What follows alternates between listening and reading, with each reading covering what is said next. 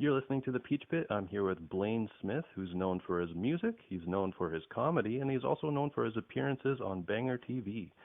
Blayne, thanks for taking time to talk to me. Hey, no worries. Thanks for calling me. Oh, definitely, man. I wanted to talk to you because you share two huge passions of mine, which is heavy metal and comedy. And I wanted to basically riff with you about that. Yeah, that sounds great. So first, let's just start with metal. Like, when do you remember falling in love with metal? It's been it's been a long-term thing that I've always kind of, it's one of the first musics I got into because I always tell the story. I remember those. I don't know how old you are, if you remember the Columbia House music catalog things, where it'd be like, you'd get this magazine and it was like run by these record labels, and they'd be like, it was this kind of scam where it would be, you get 10 CDs for only $1, and you'd be like, wow, that's crazy. And you pick 10 CDs and it was $1, but it was like a contract you were signing up for to then buy a CD every month for the next year, It's a wonder the whole music industry crashed at one point. That's the kind of stuff they were doing to move the crazy amount of CDs they were pressing. So I was like 10 or something, and my parents did it, and they gave me the catalog with to pick a couple CDs. But of course, I'm like 10, so I have no idea what any of the music is. So I picked the Weird Al CD because I knew who he was. And then I grabbed Judas Priest Screaming for Vengeance because the cover was so cool. Robot Eagle, as a kid, you're like, holy crap, flying Robot Eagle, that's gotta sound cool. Definitely. And that was the first metal album I got, and I loved it. And then throughout my life, you'd get older, you'd kind of find out about some new genres of music, but then I'd always go back to metal as kind of the backbone. I listened to a bit of everything, but definitely 80% of it is metal, and then 20% of it is branching out of the genre a little bit. And so, like you were just saying, right off the bat, you went towards like a heavy metal album right beside Weird Al. So it was right there from the beginning. When do you think that you were bit by the bug with comedy? Comedy was, again, one of those things where my dad, growing up, really liked comedy.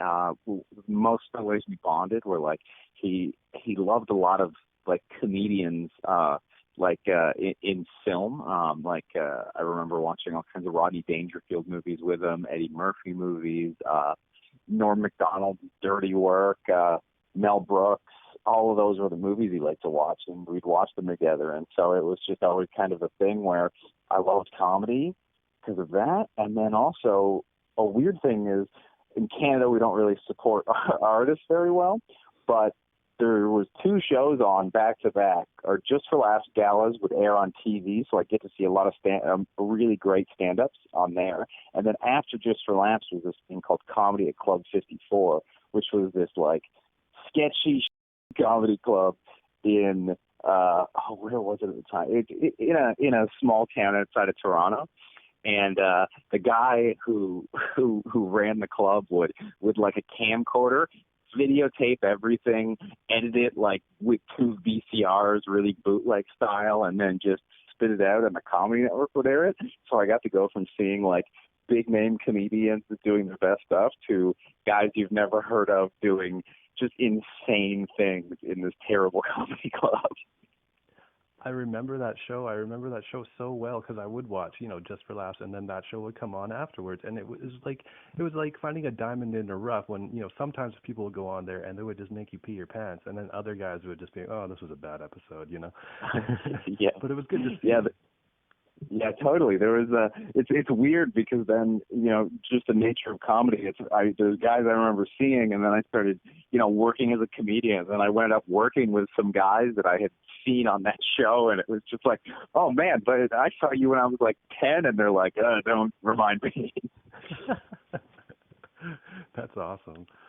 So, at what point did you kind of get the idea that you wanted to pursue that, and what was that like?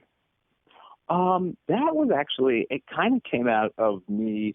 I went kind of the typical post-university thing. I went and taught English overseas, but I actually wound up doing it somewhere a little less different than a lot of people do. I wound up teaching English in a high school in Paris France. Wow.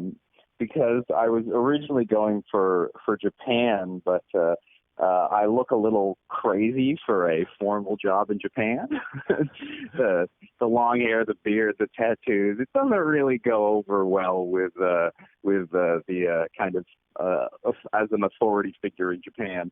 So I ended up doing it in France, and it just wound up being more fun, kind of trying to make the kids laugh and stuff and have fun. And I was like, I've always liked stand up. This was fun, but I don't really care about teaching. I just want to kind of entertain. Maybe I should kind of just go out and try it.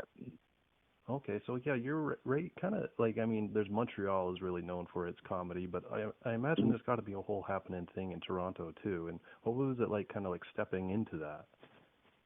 It's definitely one of the weirdest things about stepping into it is versus kind of a lot of people get to start in a smaller pond. Where they start in their hometown, whether that's a small town or even something like Vancouver or Montreal. They have bigger scenes, but it's still definitely a kind of smaller scene than Toronto.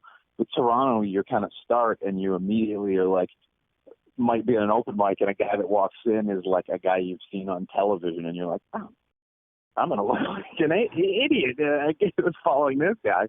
There's definitely times coming up where you're just like, some famous person, maybe they're in town doing a show as well, will just drop in and then be like, oh, can I quickly go up? And then they'll go before you in the audience and be like, whoa, this is such a crazy special experience. And then you'll go on stage afterwards and they'll be like, there's this guy. Boo, boo.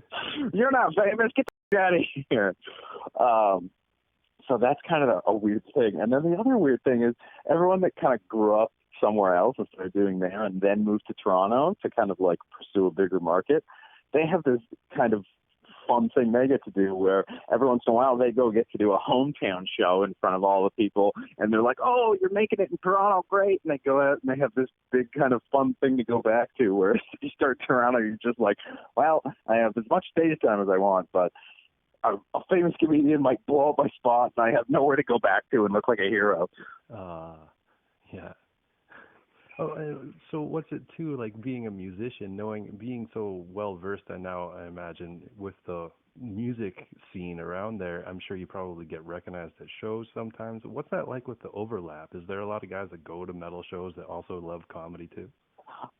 There's not a huge crossover, actually. Most of my crossover comes from just getting recognized from the banger stuff I do online. That tends to be the big thing. So, but there's not a lot of. There's definitely a divide between the kind of average audiences. So what'll just end up happening more is people from one side will kind of come over to the other side to see me, which is always cool and nice to have. That's awesome. Yeah. I always felt like there was a really strong connection between comedy and heavy metal. Have you always seen that too? Yeah, I mean, I think there's like kind of basically there's like two types of heavy metal fans. There's the type that take it way too seriously and are kind of are the guys that are too aggressive and they're not fun to be around and they're really intense and they're really angry all the time.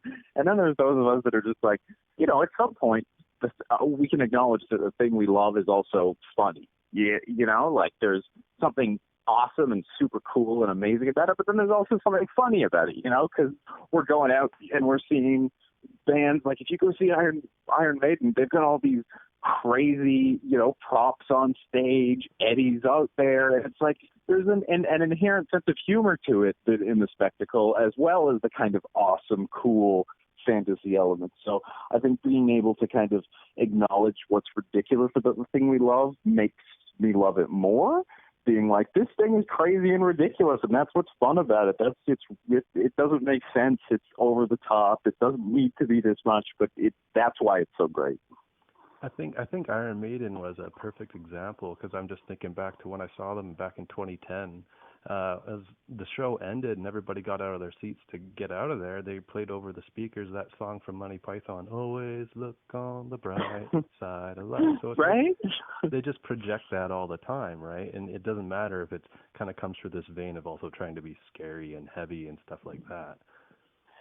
And I can't tell you the amount. 9 times out of 10, when I meet someone from a big band, no matter how angry or sad or aggressive that metal band is, the people in it 9 times out of 10 are just total goofballs. I mean, they just want to joke around. They don't even really want to talk about metal. They just kind of want to goof off and have some fun. And it's really it attracts two types of people, and I definitely enjoy being in the sillier side. Awesome. Well, I wanted to thank you again for taking time to talk to me. I know that you're a busy guy and think times like now are kind of crazy, but I felt like it was cool to just rap with you about like comedy, metal, and just like the love for our craft, really. Yeah, hey, this is a good time to do it. There's a lot of sitting around doing nothing these days. Yeah, exactly. Before I let you go, I just wanted to ask you any piece of advice you'd have for anyone who feels really passionate about, art or comedy or whatever it is that they want to pursue. Like you've already gone through this feeling of jumping into the unknown. What would you say to anyone like that? I would say to everyone, just do it. Just go out and try it, whatever it is. I think there's two things that people forget. Is one, they're like, oh, well, I'm going to go out and I'm not going to be good at it. And it's like, that's literally everything. No one is good at anything when they start. You can be better than some other people when you start at it, but you're never going to be good at something the first time you try it. And with art, generally the only way to try it is to just do it. It's not something you can just kind of practice on your own. You really kind of need to get into a community, get involved with other people that can help you, and other people want to help you, because as long as you're passionate about it, those are the people. You want to be around those people, so those people want to be around you too. And number two is to realize you don't necessarily have to do it. You don't have to be the best in the world. You don't have to do it as a living. I think a lot of people get tied up in, oh, can I make a living doing this? Where, hey, there's people that go out there and play rec league soccer. None of them think they're going to be in the Premier League in a couple of years. So, if you want to try stand-up, if you want to try a band, if you want to try painting, realize you don't have to have the end goal of it being, your career. It could just be that kind of thing you're passionate about for the rest of your life. And that way, when you're 80 in the old folks' home, you got something to do besides just sitting there playing Parcheesi. Awesome. Thanks again, man. I really appreciate it. I hope that when all this stuff is over, you're able to make your way out to Penticton. Oh, yeah, I'd love to, man. Awesome. Great. Well, have a good rest of your night. You too. All right. Take care, eh? Okay. You too. Bye.